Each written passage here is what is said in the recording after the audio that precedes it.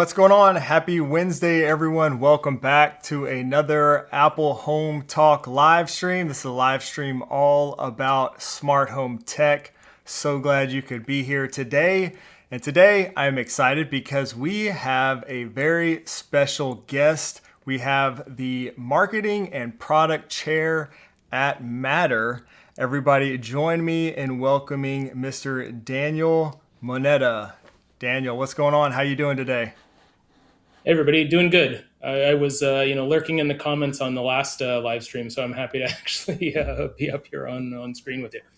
Thanks for having Yeah, me. man. Yeah, so good to have you. I have so many questions and things I want to dive into today. Now, will you explain first of all to everybody kind of what your role is at Matter? And you also work at Smart Things too. So, would you kind of give everybody a little Cool. background on that? Yeah, like many folks in the industry, I have a bunch of different hats in corporate parlance. So my day job, so to speak, is I work on product and marketing at Samsung Smart Things. And as part of that, I represent Smart Things in the Connectivity Standards Alliance, which, as some of you know, is sort of the parent organization that develops Matter. And so I have a few different roles there. I'm on the board. I'm on the Matter steering committee, which is kind of the leadership board for Matter. And I'm the marketing and product subgroup chair, which means things like how we're communicating Matter into the world, but also, hey, what are the new features and device types that we're working on next? That sort of starts up in my area of the group.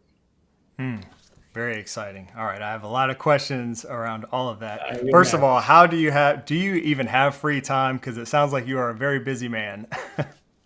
No, not a lot. Those are two related jobs, but they often, there's different people and a lot of different humans and different priorities. So there's a lot of juggling there. You're working with people from all over the world. So, everybody always thinks, if we just think about it a little harder, we'll find a time zone that works, a meeting time that works for everyone. But that is never the case. So you're always juggling. And then, Yeah. I didn't even mention, spending time with the thread group and working on things there as well. So it's never quiet. That's right. Yeah, that's right. Now, speaking of marketing, product marketing, and everything, you guys have an event coming up. Let's see if I can pull this up on We do. screen. There we go. The Unify event. Now, this is the first Unify event hosted by the CSA, correct? Yes. Can you tell us a little bit more about this? I'm assuming you're heavily involved with this, being the marketing guy. Can you tell us a little Yeah. bit more about this and kind of what we can expect from this event? For sure. Yeah. Obviously, been involved with it. I'm on a few panels at the event, as you'll see if you go on the agenda. So a little. I'm sure a lot of our conversation is going to be more behind the scenes on Matter and how all this comes together.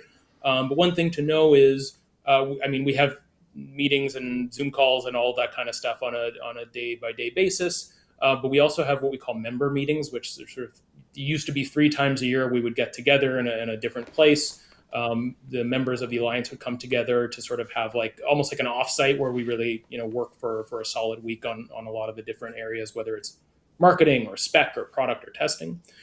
But and those are great events, but they sort of tend to be focused on the people like already inside the group and already working on Matter products and building. And we wanted to make sure that people outside of that group, people in the industry who are thinking about building Matter products, who are trying to understand their roadmap, who are maybe they're moving from a product using a different protocol that's proprietary, not Zigbee or Matter, or have a product that isn't connected at all and are thinking about building a connected product. Right? How do they come and they join the conversation without sort of jumping in the deep end at a member meeting? And so we decided to sort of convert one of our meetings into Unify. And so the idea is this is open to the industry. Anyone can come and join. We're expecting, product makers, press, engineers, executives, people who are interested in the industry and the space to come and hear from leaders and innovators in the industry about honestly everything about visions for the future down to how does a bill become a law? How do you get that new feature you want to get into Matter through the process? Very, very nice. Is this something you expect to be an annual event moving forward? Because this is the first one, right? Yeah, that's the idea. I'm sure we'll evolve, format and how we approach it over time, and of course with the industry. But our ambition is to do this every year, and given the amount of interest in Alliance technologies, we expect it to be different and interesting and well attended each year. Nice. All right. Well, I'm excited. I'm going to try to make it out there. So hopefully I'll see you out there in Austin, Texas here soon.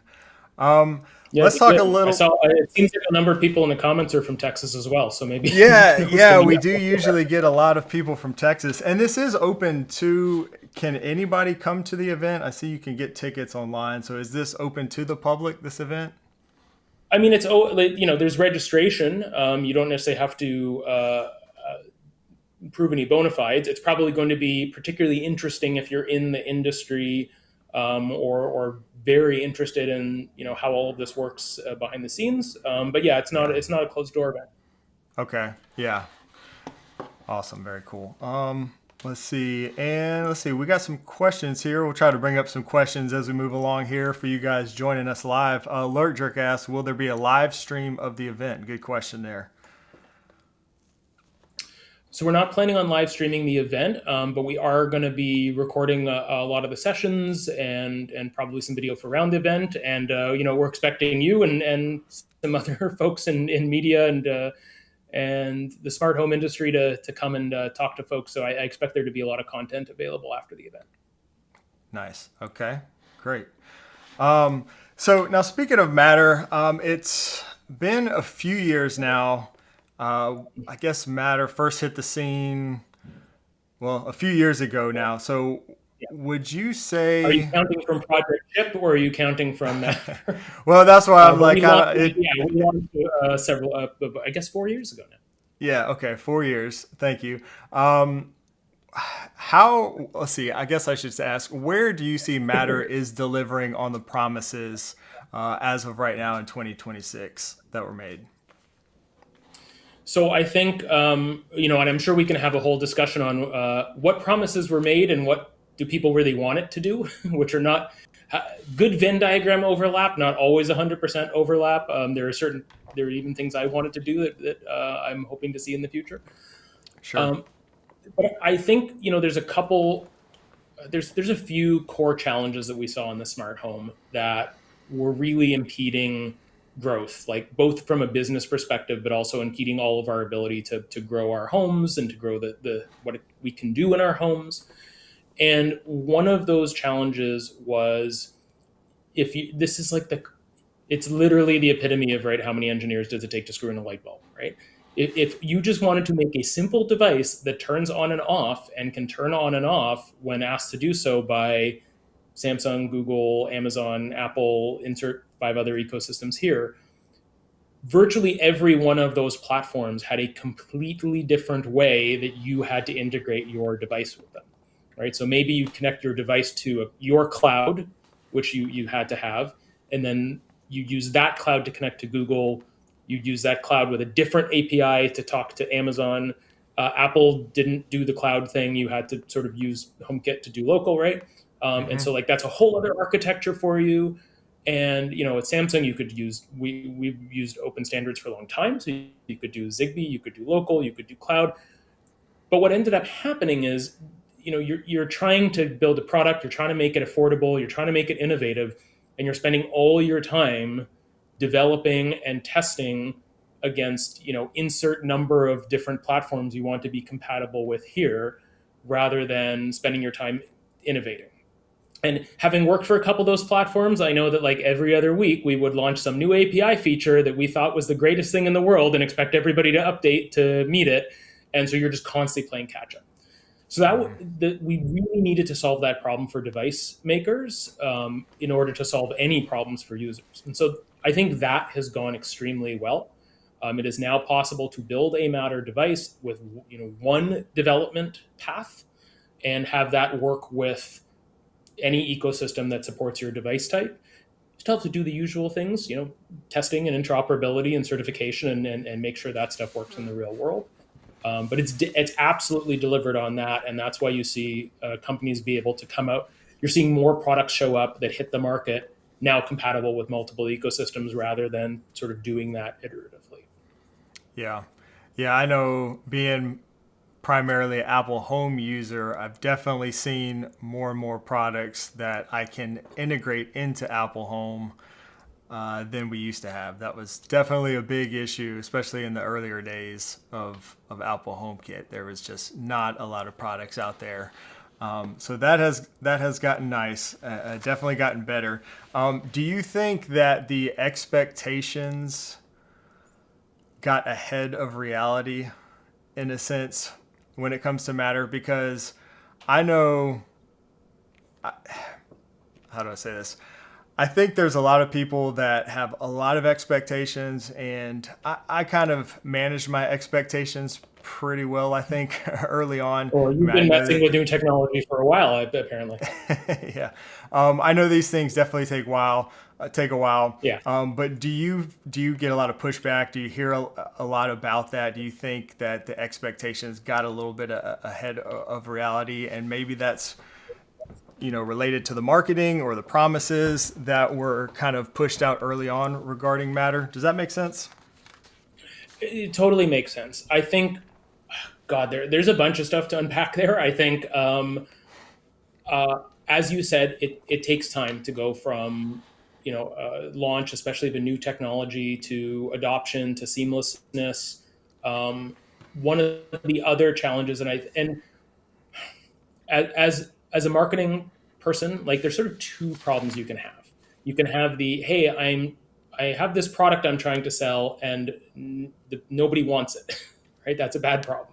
The other problem is I have this problem I'm trying to sell, and people's complaint is there isn't enough of it and it doesn't do all the things yet.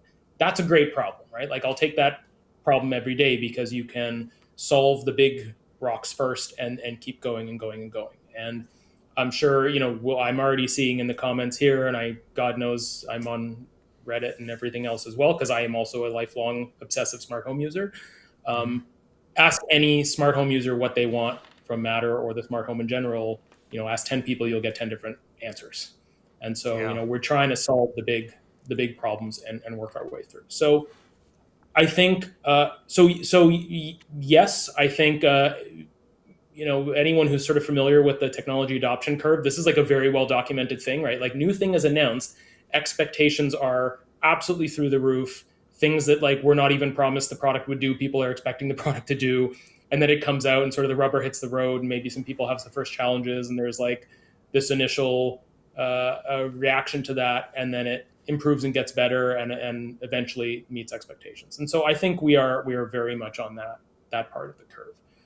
Mm-hmm. And we've solved these problems for developers. Virtually every new smart home device that's coming out is Matter. We are seeing really great response rates from particularly users new to the smart home that are setting up their first smart home device, and a couple of taps and it just works. Like that is what they expected, and that is what the expectations that we're meeting.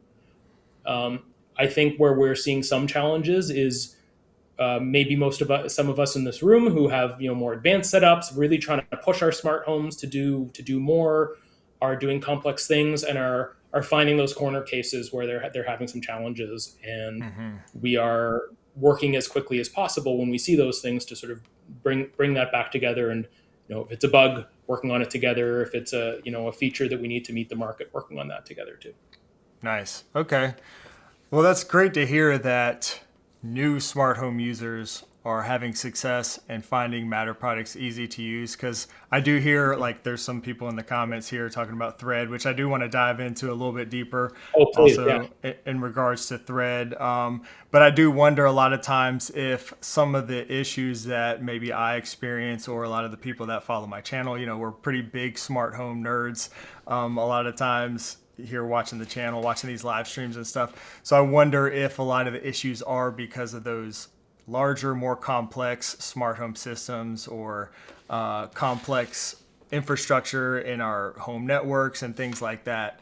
I think another there's kind of the whole thread thing, and then there's kind of matter. So I want to separate those a little bit too. Well, how would you kind of differentiate or explain matter versus thread? I think a lot of times those kind of get jumbled into the same thing. So how For would you sure. explain that? Yeah, there's a lot of confusion or conflation between the two, and I think that can come from a good place because these are two technologies that work really well together. And also because I think a lot of folks, particularly us like smart home people, come from maybe the previous world of protocols where you had a lot of what we call full stack protocols. And so, and I apologize to your viewers who maybe this is too simple an analogy for, but or maybe too dated an analogy for, but you kind of think of like if you and I had two walkie talkies, right? We're on the same radio, we're on the same frequency, we're on the same channel, we can connect to each other. But the only way we can really do anything interesting with those is if we're speaking the same language and we can talk to each other and communicate. And so that's really the difference between matter and transport layers like thread. Are the walkie-talkies, it's the radios, it's how the bits move around. Matter is the language we're speaking over those radios. It's what the bits are. And that's why you can have a network where you have a matter over Wi-Fi device, a matter over thread device, a matter over Ethernet device. And once they're on the same network, they can all talk to each other, even though like technically under the hood, they're on different protocols. Yeah. Okay, great. Now, regarding Matter and sort of when it first came out, I know for me and some of the marketing videos and stuff that came out, it led to the expectation, I think, of like, oh, you see Matter on a box, you can go to the store, you can buy it, and it will work with your smart home. Doesn't matter Yes. whether you use Apple Home, Smart Things, Google, Amazon, Matter will work with your smart home ecosystem. I think that was kind of the promise. I think the CSA Matter has done a great job, by the way. I'll just say, pulling in all these big players to work together, that is no easy task, I'm sure. And it's come a long way. But unfortunately, in reality right now, that's not the way it works. And I don't think that's any fault of Matter.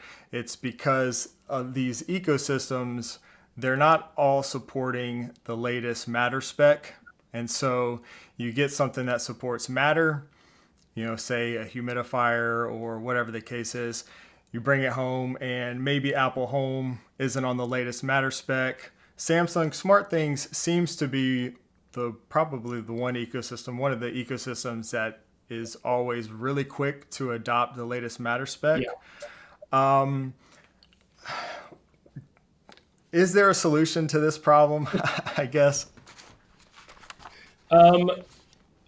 Yeah. I mean, certainly there's technical, there's market solutions, but let's talk about that for a minute. So, and I apologize for this because I think maybe we'd have done some nomenclature things a little bit differently in the beginning because it really is tough. There are Matter versions. And with new versions, we say like, hey, Matter 1.5 is out, and now we support device type X, Y, and Z. Those device types aren't necessarily like tied specifically to that version. It's just sort of like that work got done by this version. And so we're releasing it as part of a large, updates that include various other features. Okay. And so, but yeah, I understand like the easy shorthand is like, oh, is this ecosystem on Matter 1.3 or Matter 1.4, right? I could be, for instance, on Matter 1.51, I guess is our latest release, but still not support some of the device types that are on Okay. Matter. So they're not quite tied at the hip, but like it's a reasonable, an understandable metric because there isn't really a good other way to say like, what is the library of devices that are supported. Yeah, right. And there's intentional optionality there because I can't say, well, every Matter controller supports every single device type because like if you're building a lighting controller, like you're not going to support lawnmowers, right? Like that doesn't make sense for you. You're going to support lighting stuff, maybe do that really well, but that's sort of your niche. And so it really is up to companies that make these ecosystems how broad they're going to go. And I think what we've seen from some of the larger companies is there's different philosophies and there's different approaches. And I mean, hey, that's the market, right? And users will go where problems are being solved. So that you mentioned smart things keeping up with matter. That's a Hmm. value we really had from the beginning. We know that it's important for our users to like know that they can sort of see that they will be supported and the things that they want to be supported will be in the future relatively predictably.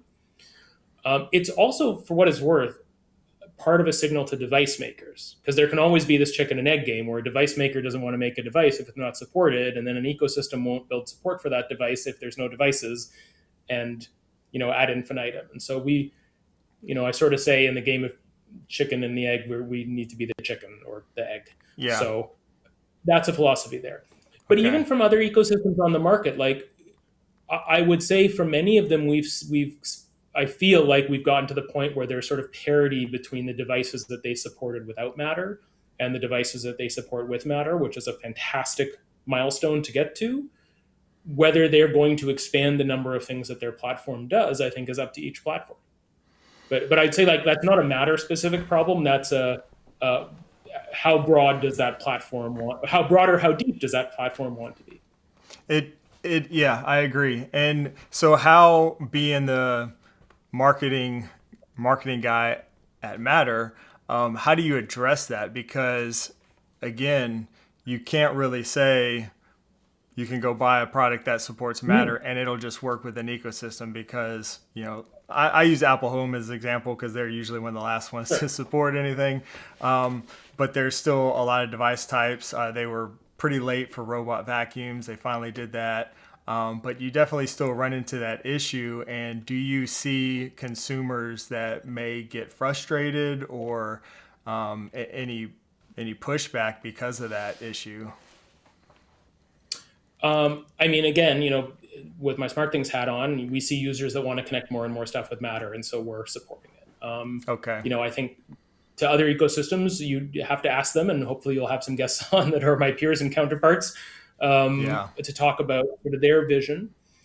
What I would say is, in terms of guiding users, it depends on what kind of user you are, right? Like if you know that a platform supports Matter lighting and you see a box that says, Matter on it and it's a light bulb, it will almost certainly work in that platform, Yeah. right? If you see a device and every platform supports like a pretty good common set of like typical smart home devices. So I would say certainly users starting their smart home journey today are very rarely going to run into that like, oh, Okay. I have this device type that doesn't work. You get into that at some reasonable medium point, and I suspect a lot of the viewers here are those Okay. types of users. Yeah, that makes sense. Um, but I would, but I would say like today, the Matter badge really says this is going to be interoperable. It's going to be supported. It's going to be local control. If you decide to move from ecosystem A to B in the future, it'll work. If you want to connect it to multiple ecosystems, it'll work. But there is still a place in the world for the Works with badges because that means this device has been like that's an easy way to say like, oh, I know that this device is going to work with that platform because this platform has like tested it and granted it that badge. It's just think of that as like a marketing symbol. Like it's a lot now that you don't have to do like a whole separate API to get every single one of those badges. It's a lot easier. A number of the ecosystems, when you go through your Matter cert and interoperability testing, you can effectively just get that badge with a paperwork exercise. So it's getting a lot easier. But they're still Okay. very useful in helping a user know that like this specific device is going to work with this specific ecosystem. Okay. Where we'll be 5 to 10 years from now, maybe that's different. Okay. So for now, those works with badges for all the different ecosystems aren't going anywhere. I don't think so because I think, like you mentioned, like for many users, particularly ones that are newer to the smart home, you know, many users they don't shop protocol first, right? They shop device first. I need a light for that lamp. I need a fan for this room, and so they're going to go and they're going to look at the fans and they're going to see which one looks good to them and that looks good in their home. And then they might say, well, I want to use this with Samsung, so I look for the works with Samsung Smart Things logo on it, and then the fact that it's also Matter is like, oh, that's great because that means I'm going to have more flexibility. It's going to be local. It's going to be responsive. If I want to connect this to another ecosystem, I can as well. But that's Hmm. largely how many people shop. So those badges are still, I would say, like have value for users and being able to match what they want with, have confidence that it's going to work when they come home. Okay, I agree. I would say it's the same way that like we get Bluetooth headsets, we get USB devices, but like some of them still say, made for Galaxy or made for Pixel or made for iPhone, right? Like there's that Hmm. extra layer of like, hey, we went through the trouble of validating that this works really well on this platform. Okay, that makes sense. So we got a question here from Torin, and he asked about TVs. Are TVs going to integrate via Matter soon? And no Sure. better person to ask than you wearing your Sam. You can wear either hat here, Matter or Smart Things, I Various suppose. So I'd say, in fact, many Samsung TVs have a Matter hub in them. Hmm. So you can use that to connect Matter devices. It supports Wi-Fi and Thread.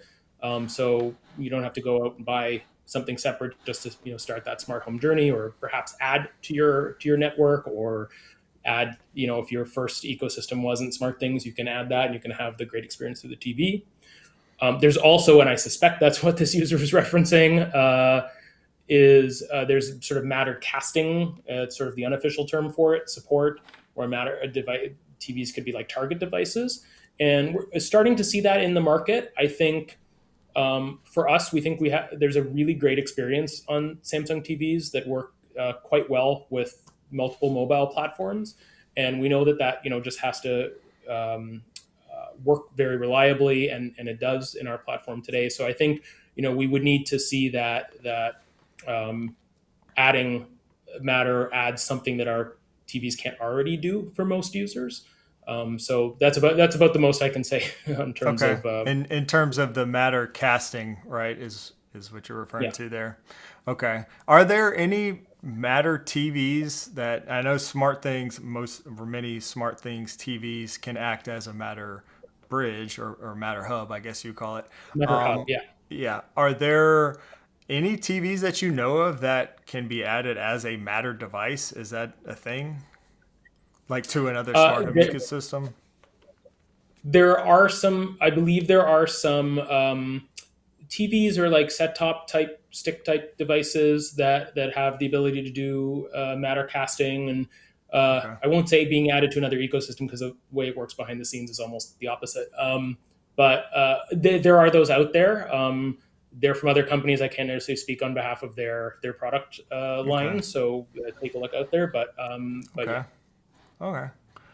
I haven't used it. So it's kind of like AirPlay and for through Matter in a Yeah, sense. it's a similar experience to things like AirPlay or Google Cast, Yeah. and there's some allowances for things like smart home notifications and such. But we already have like a really rich smart home experience, like natively built into Samsung TVs. So Hmm. that's the one we're leaning into now. Yeah. Um. Let's see another question here. Eric asks. So do you use any smart blinds in your house? You have a lot of smart home devices, I'm Oh, sure.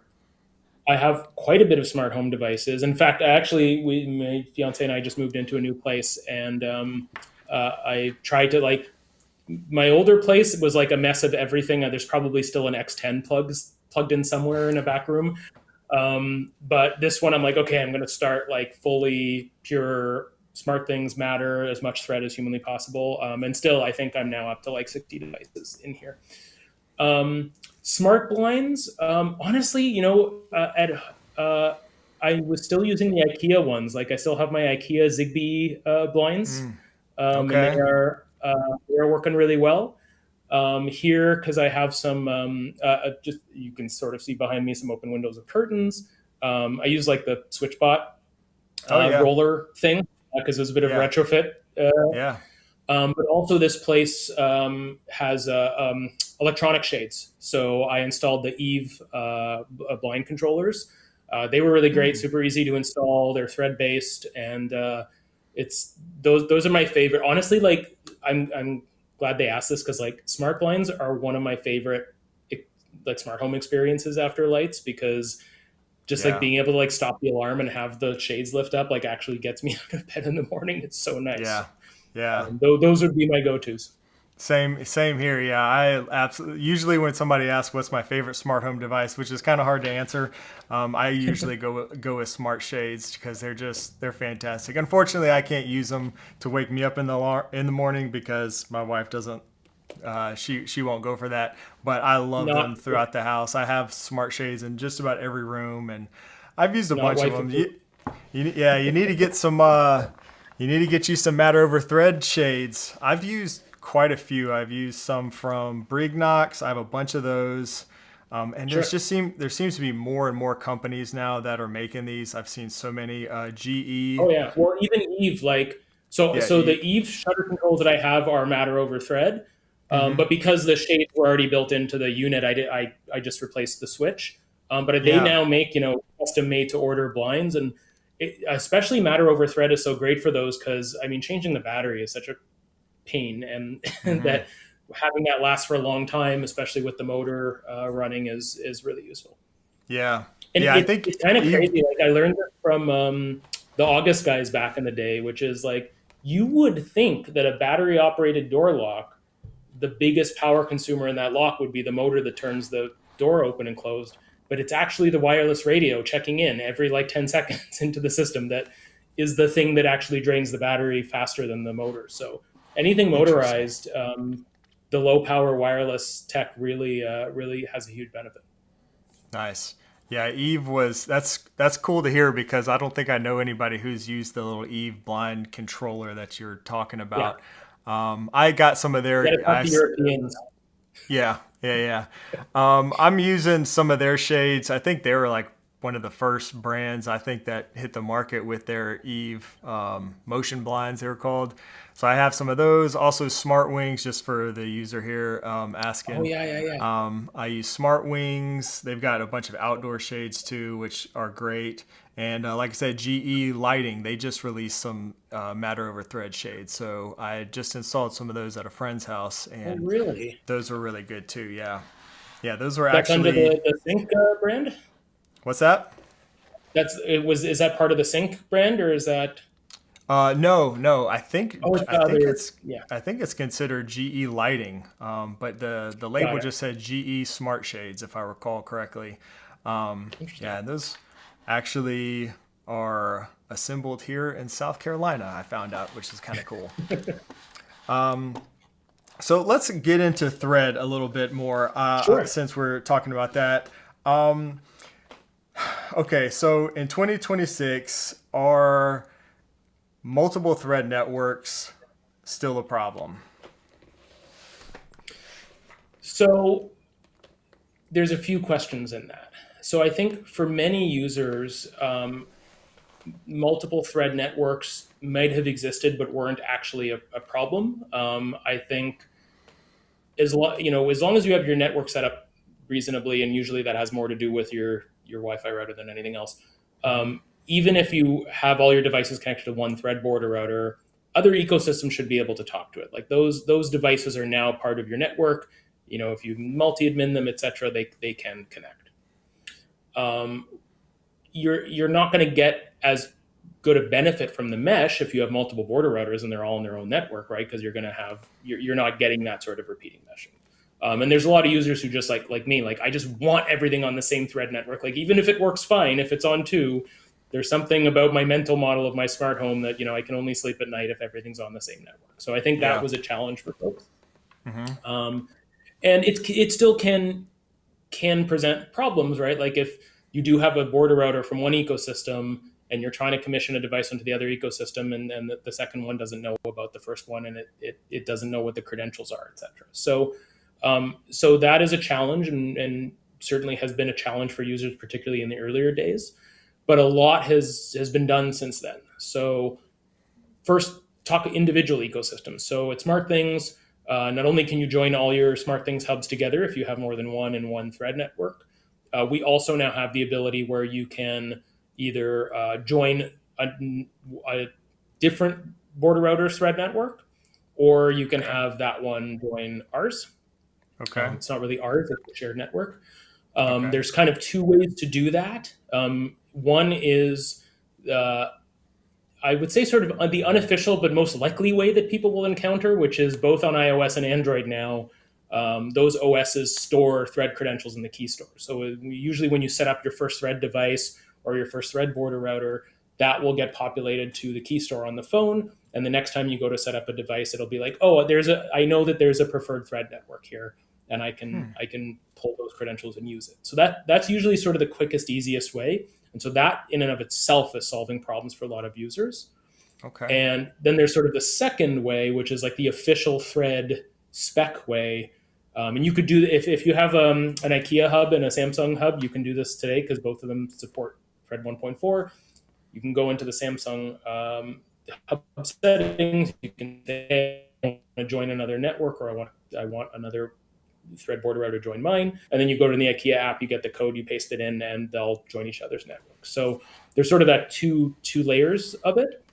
I think more and more you're going to see ecosystems just start automatically doing that. So I set up, for instance, a Google Thread border router here in the apartment because my phone already had the credentials on it. It just joined my existing SmartThings network. So I do think that's getting a lot better for folks. It can be a little bit harder to merge a couple networks if they both have a bunch of thread devices on it. So for sort of early adopters, I think that's probably something that'll come next. But that situation is much better than it used to be for sure. Nice. That's great to hear. Lawrence said the only thing wanted or needed from Matter is thread credential sharing amongst Apple, Google, and Amazon. They're put to shame by the Swedish meatball company, referring to Yeah, IKEA there. So you're I saying that this is better. That's interesting that you mentioned the keychain and whatever phone or network you initially put it on first will kind of store those thread settings on iOS or on Android. Sounds like. yeah. And actually, if you go into your Android settings, there's a thread network settings screen where you can see what keys it has, and allow or disallow syncing to the cloud. But it'll tell you like what your preferred network is and what border routers are on it. Okay. Nice. So thread credential sharing has definitely gotten better. That's great to hear. Yeah. Now, another thing that I've also heard sometimes is that having multiple border routers can be an issue if you have too many or anything like that. So should people worry about having too many, or should they worry about which border router is kind of being used as the primary one and things like that with regarding their thread Sure. network? Um, I wouldn't worry about it too much. For like very few users are going to encounter that problem. I have actually a lot of border routers in a relatively small space. I certainly haven't had any issues. I know that's anecdotal. Especially if those border routers are relatively up to date. They're on Thread 1.3, they're on Thread 1.4. You should you're unlikely to have issues just because of that setup natively. With any piece of technology, right? Like the more complexity you have, especially if it's unnecessary complexity, the more opportunities there are for some, one little bug somewhere or some corner case issue to create an issue. Or maybe you have a problem where like a device is like kind of right on the edge of your network. And so the network is like kind of frequently reconfiguring itself, and that's like dropping devices for a few minutes. So, um, don't have like two thread end devices and 20 thread border routers. That's probably overkill. Yeah. But generally, we are networking issues like that are always getting looked at and getting resolved. And I think that's come a long way as well.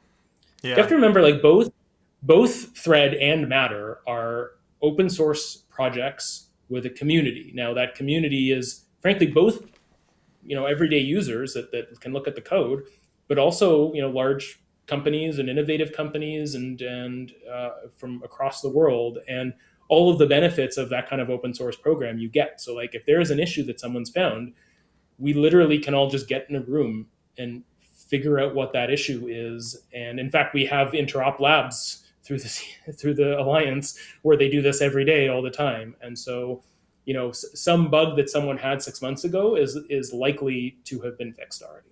Nice. Yeah, and that's great. And I think there have been some real improvements. I remember using Matter and Thread devices in the very early days, and I think it's gotten a lot better. So just from personal experience, I've noticed a lot of improvements there. I'll say that I have experienced. I'm sorry, what was that? I said that's great to hear. Oh yeah. I will say that some of the issues that I have had with Thread, because I do have a pretty complex setup here. More of my issues have been solved just from looking at my network side of things, my router and stuff like that, and potential Sure. issues there. So taking a look at that can be helpful. But I mean, I've got tons of home pods and different border routers and different ecosystems at times and things like that. And my Thread stuff is working great right now at the moment. Great. But it's kind of interesting because I hear all the time when I talk about Thread devices or new Matter over Thread devices, especially, people either love Thread or I hear also all the time like Thread is just nothing but problems. And it's kind of interesting because I definitely it's like split evenly, it seems like, when I hear these comments. Sure. Well, I So mean, I'd also keep in mind, the audiences that you're talking to are, people who have challenges are always going to vocalize those more. And so yeah. I think you're probably looking more at like a 90-10 split of people who don't have any problems to people who do. Now, I'm not downplaying challenges. Like we need to fix those. Often those come up in like increasingly interesting situations. Yeah. One thing we found recently was that there were some aging ISP routers out there that have a funny bit of code that tends to block IPv6 traffic. Wasn't intentional, but it was just a result of something, and like nobody noticed for years because no one had any IPv6 anything. And Mm, so sometimes people are running into issues because of that, and like that's hard for understandably that is hard for a user to understand that that's the problem, and that's why that's happening, and that's why it's great to have this community to work on together. yeah. But I'd say that is sometimes the nature of new tech. Now I think if it depends on how how long some of us have been around, but if we remember like the early days of Wi-Fi, for a long time you could only use a Wi-Fi card that came from the same company that your Wi-Fi router came from, and compatibility between different versions was very difficult. And like now today it pretty much just works 100% of the time. I think if you look at where we've come from day one to now, like the rate at which those interoperability challenges are being solved and being addressed is pretty quick, and it's only going to continue to get better. So I know people have had some challenges like they would with any new technology, but for me, the benefits of my Thread devices, which have been working great, far outweigh that. Just like the responsiveness and the battery life. And I mean, I think my favorite thing is like, man, in my smart home, like, God forbid I ever change my Wi-Fi password. The number of devices I'm Yeah. going to have to reset. Whereas with Thread, it's like you reconnect your border router and they come back online. So uh, I'm pretty happy with that infrastructure. Yeah, I agree. I agree completely. Brian says, are the Thread issues a combination of hubs and devices not being developed correctly with the standard, or is it more a fault, or is one more at fault than the other? It is. I would say it's very hard to give a simple answer to that. One of the nice things about Thread is most people are using OpenThread, which is an open source stack. So then, this is sort of the great thing about both Matter and Thread is like, whereas some other technologies are specs, where it's like, okay, you have the spec, here's how the device should operate. Now you have to go and write code to implement it. Matter has an SDK, Thread has OpenThread, and so most people are working from like at least like 98% the exact same code base.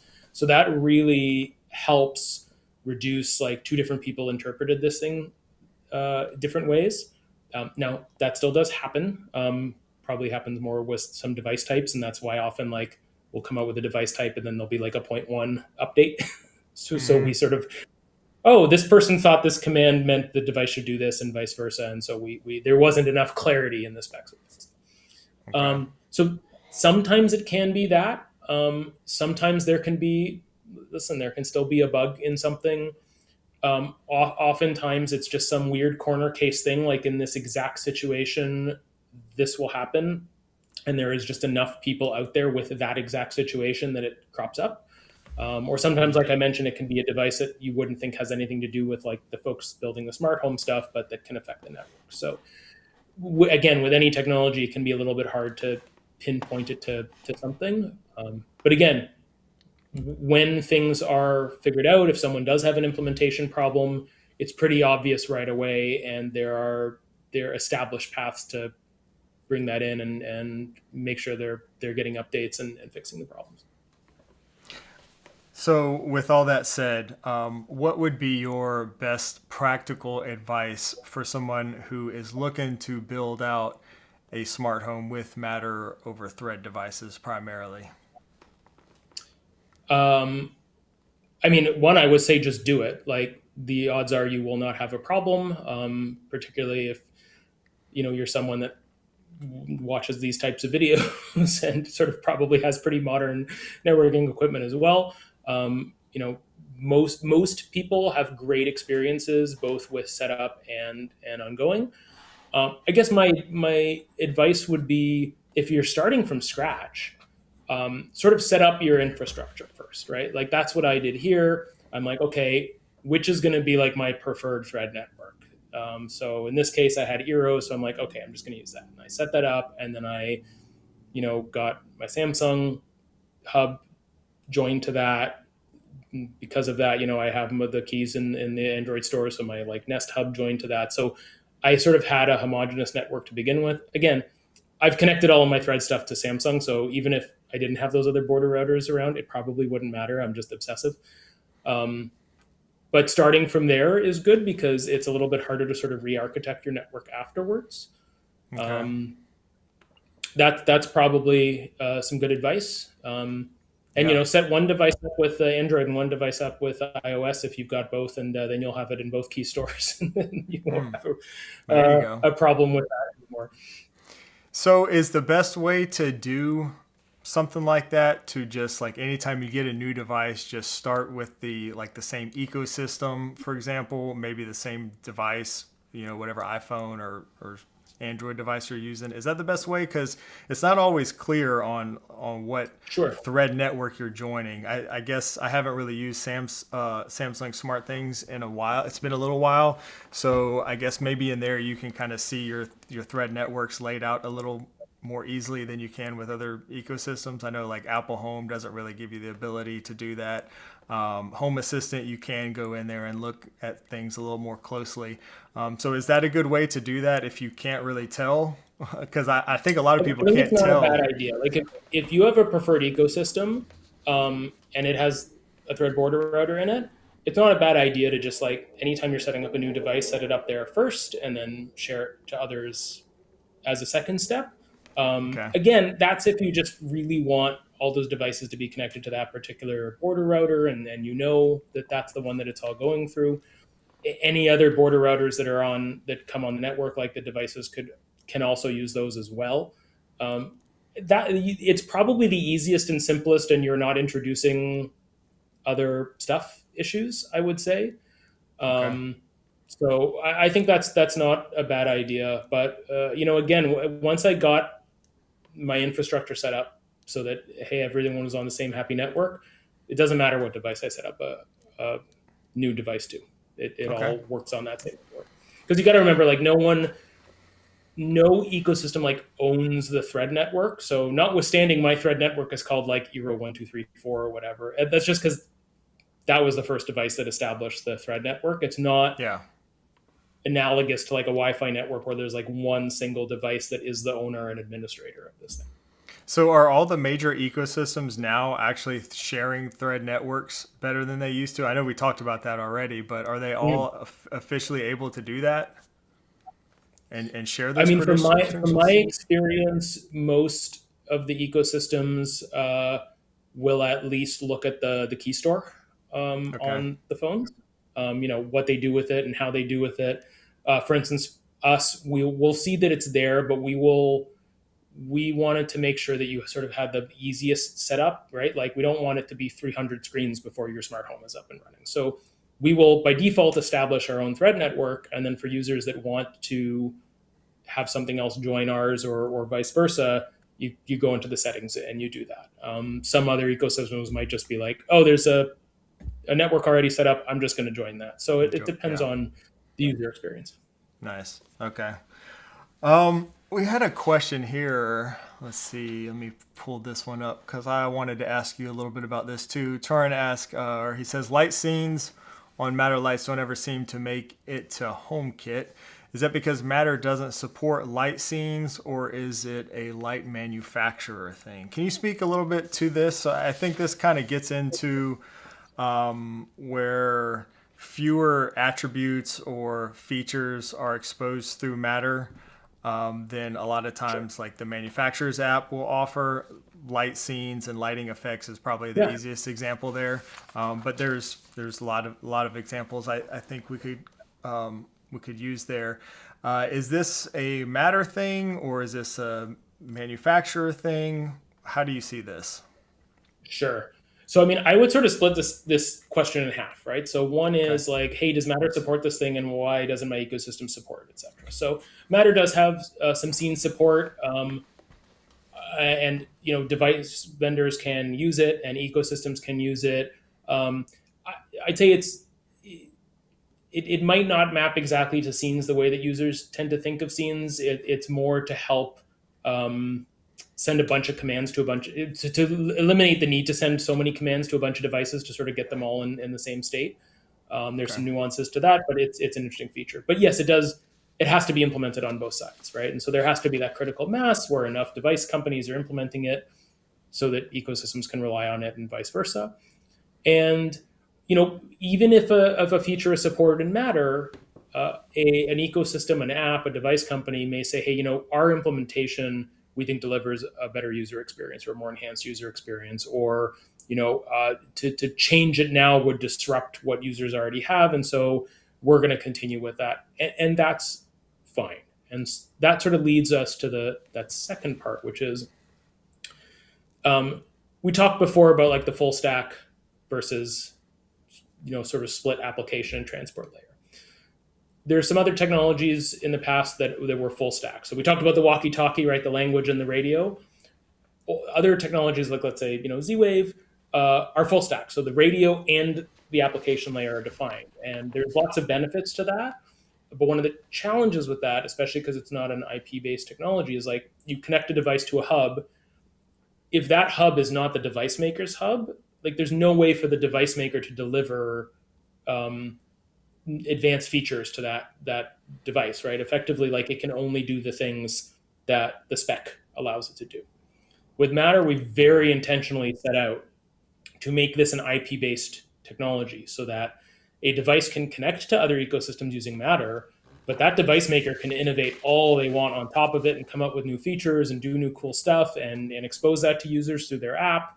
And maybe if they want, eventually can bring those features into the standard if it sort of benefits people to do that.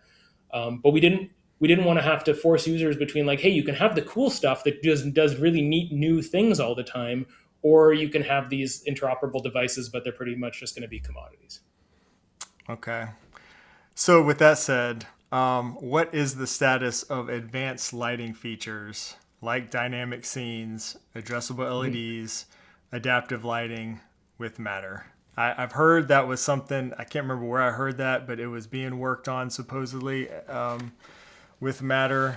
Is there any updates we can get there with that? Yeah. So normally we don't talk about sort of what's being worked on in Matter, but I believe Okay. I was one of the people that wrote that into some article at some point. So Okay. I So mean I'm asking the there right are a guy. lot of lighting companies in Matter, and yeah, I mean, if effectively if the alliance said something about Matter, I'm sure I at least proofread it.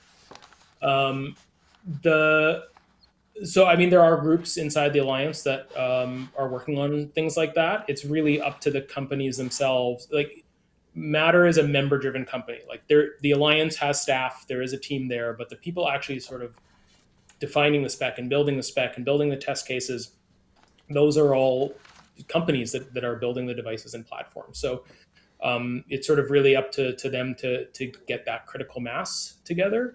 Okay. And and make sure that that's part of the spec. I think one of the challenges with that is like there's some really innovative stuff in that space, and so writing that a spec in a way that like kind of is universally applicable, but enables people to do the sort of cool stuff that they're learning how to do, can be a challenge. But there are always people working on that. Yeah. Okay. All right. I want to be respectful of your time. I got two more questions for you, if you don't mind. Sure. What is one category where you think Matter will surprise people over the next year or two? Oh, I mean, you're asking all the things I'm not supposed to talk about. I think that we are increasingly seeing a world where multi-ecosystem homes are becoming a reality, becoming more and more prevalent. And so I think while ensuring that Matter had the capability of having devices connecting to different ecosystems was a day one value, and that's implemented, and that works. I will admit it's a bit of a clunky experience, and often a bit of a one of a time experience. I think now that many of us in the industry have sort of gotten our foundational experiences driven by Matter off the ground, I think improvements in those multi ecosystem spaces, those multi vendor spaces, making that easier for users, I think that will be something we'll probably see more of.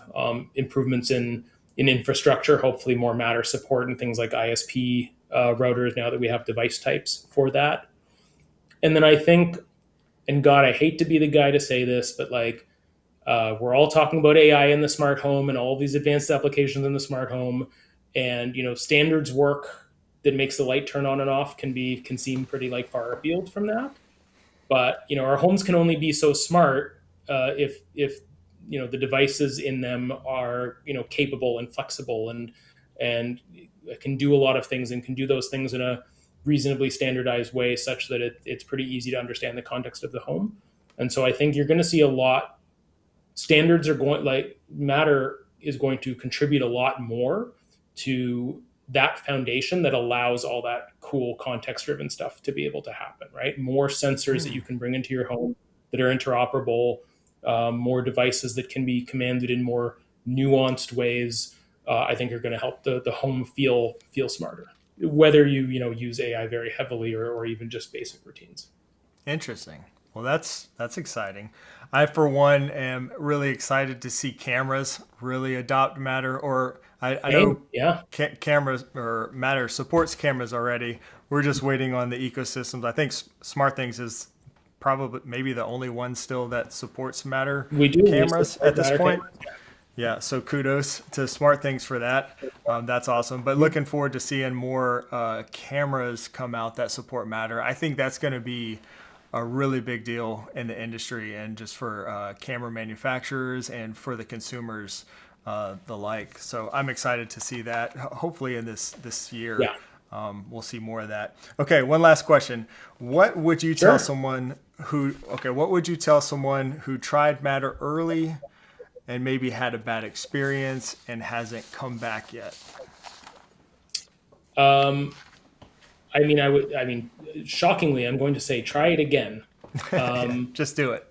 but again, like, Matter isn't a thing where like I'm going to go out and I'm going to buy Matter. It's like you're going to have a need, right? You're going to have a use case, right, in product making parlance for a smart home device.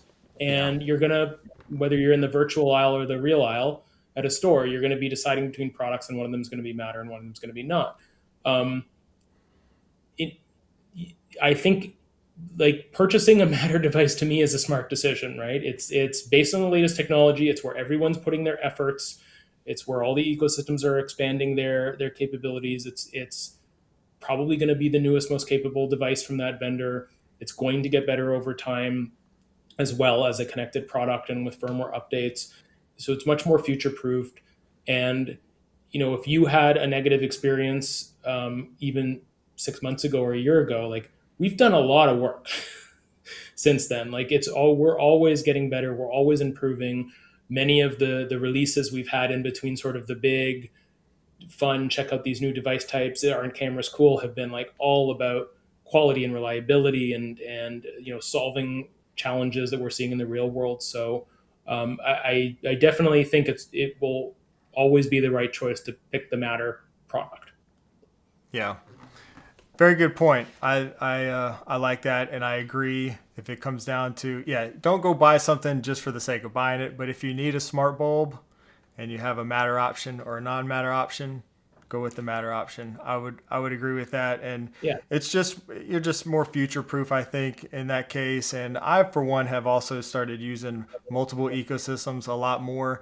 And so, kind of, if you do kind of go down this whole smart home enthusiast rabbit hole like so many of us do, having Matter products just makes that a whole lot easier. I can say that's one thing that I really love about Matter nowadays is that I can get something and I know that I can pretty much just add it to any smart home ecosystem. I can add it yeah, to, Home Assistant, Apple Home, Smart Things, whatever it is I want to do it. I can add it to all of them, and that's been one of the great things about Matter. Well, Daniel, yeah. thank And you so I'll say much. this. You know, well, if I could just make one point on that, Yeah, like please. because you mentioned like the smart home enthusiasts building these multi ecosystem homes, which like fair, true. We probably all have that. But interestingly, our research is showing that it's actually a lot of people get into that organically, right? Someone hasn't set out to be like, okay, I'm going to get this hub and this hub and this hub, but it's like, oh, hey, I had a smart home from like provider one, and then I got a Samsung TV. Oh, but now I want to see those devices that I had connected to maybe Google on my Samsung TV. That's a multi ecosystem home now, right? And so people want to be able to access and control their home from wherever they are in the right context on the right device, and that is more the multi ecosystem future, I think, than necessarily just like I have 5 different hubs and I want all of the devices on all of the different hubs Yeah, because I want to switch between dashboards, right? And yeah, so I think it's for both of those user types that we're going to see yeah. that more and more.